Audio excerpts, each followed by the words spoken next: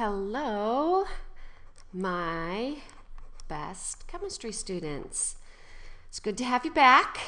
We're going to continue our discussion of the particles of an atom, the main subatomic particles of an atom, and what happens when there are changes. What happens to the atom when there are changes in those particles? So let's take a look at our next one. We just finished up the proton. And in the proton, remember, we had a nuclear reaction and we had alpha particles, beta particles, and positrons that we dealt with so far. And that changes the identity. Now what we're going to look at are those elusive little electrons. We'll spend the bulk of our time in chemistry dealing with those elusive little electrons, because that's really where our bonding interactions occur, those outer electrons. So the electrons, of course, you know, are negative particles measured in an ultimate Coulomb value. We will always use that relative value of -1.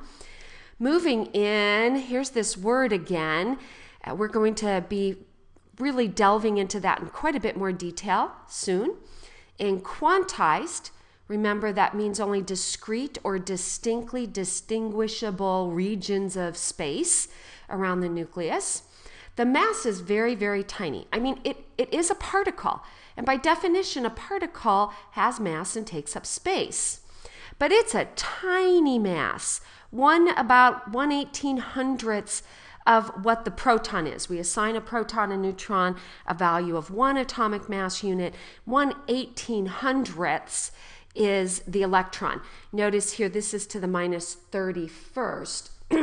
And your proton was to, I believe it was the -27th. And of course, you know, if I make mistakes, you're always going to tell me in class. I look forward to that every day. So this is tiny, tiny, tiny. So for our purposes, we get to call it 0. Now, it does have a mass, or it wouldn't be a particle, but we're going to call it 0. Now, this is very, very important. In a neutral atom, our number of protons is equal to our number of electrons. So if you want to find the charge, a simple way to do that is that the charge will equal the number of protons minus the number of electrons. So if protons are greater than electrons, we're taking a smaller number from a bigger number, and we're going to have a positive charge. But no, we're not changing protons here. We get that change by altering electrons. And then if electrons are larger, then we're taking a bigger number. So if protons are smaller than my electrons, we're taking a bigger number from a smaller number, and that's how we get our negative ions there. So let's continue. This whole section should be a brief review of terminology for you. So I don't anticipate any of this part of the electron being new at all.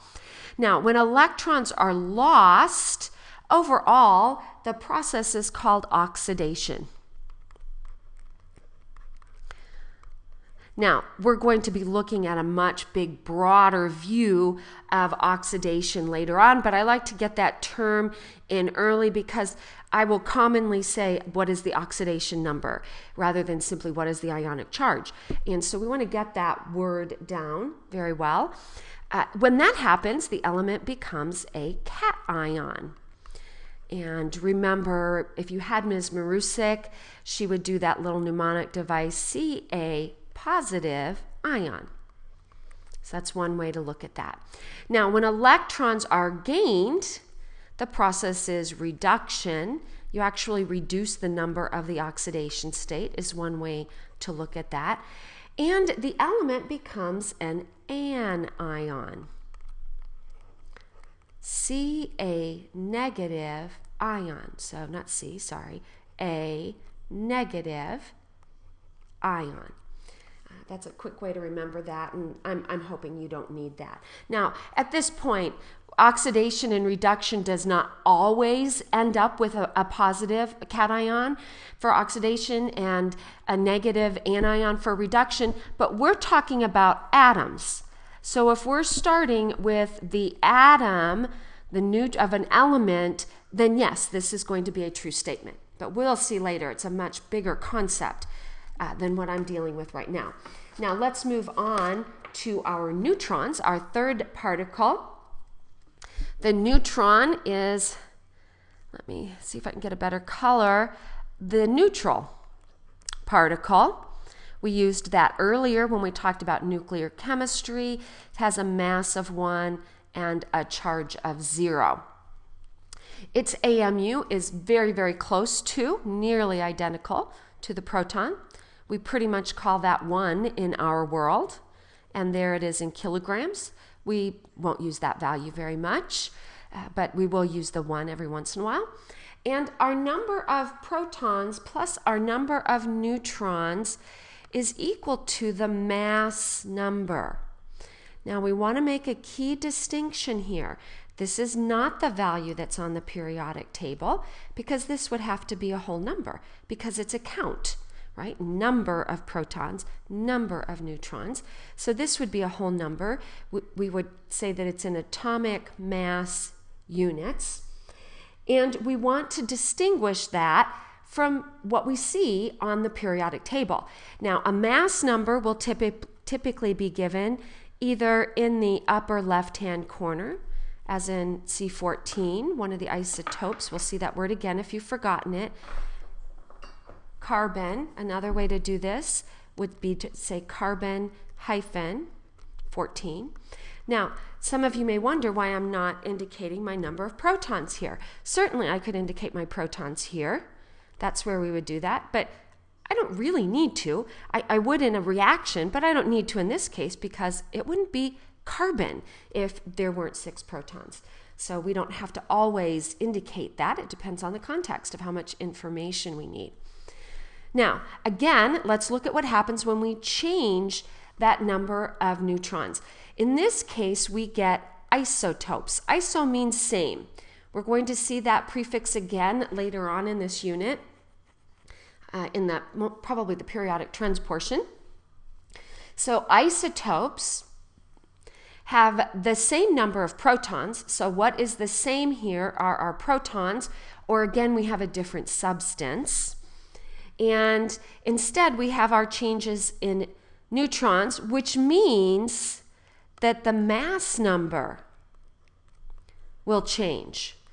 Since protons plus neutrons is mass number, if we change our neutrons, we're going to have a different mass number. What's fun about these and what makes them so helpful is that they have the same chemical properties. Now, let me give you a quick example of ones I used to use in graduate school. So hydrogen has 3 isotopes associated with it, 1 proton and 0 neutrons, which makes a max number of 1. Sorry for that. Mass number of 1 is hydrogen. The other one has 1 proton and 1 neutron. And then the third has 1 proton and 2 neutrons. And we call the second and the third, this is called deuterium. And so I used to work with deuterium oxide, D2O, sometimes called heavy water. And the other is called tritium. It's radioactive.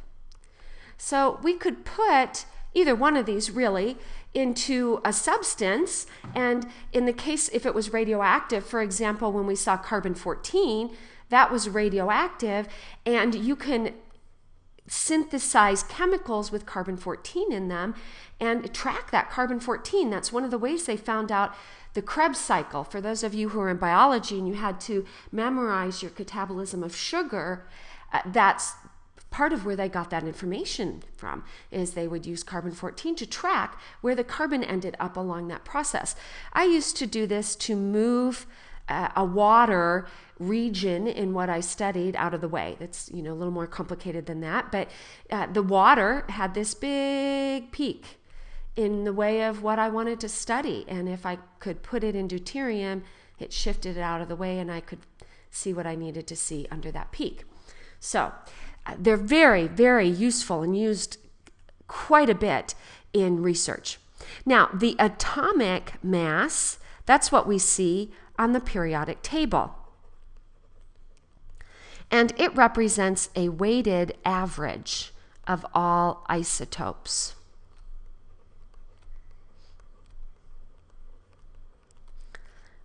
And that's why we can go to the decimal place on that. It's a weighted average. And I want to show you on the next video, I forgot to time this, so I'm going to cut it a little short. I want to show you not only how to calculate these, but I also want to show you, I want to connect it to something you could do if you didn't have Skyward, for example.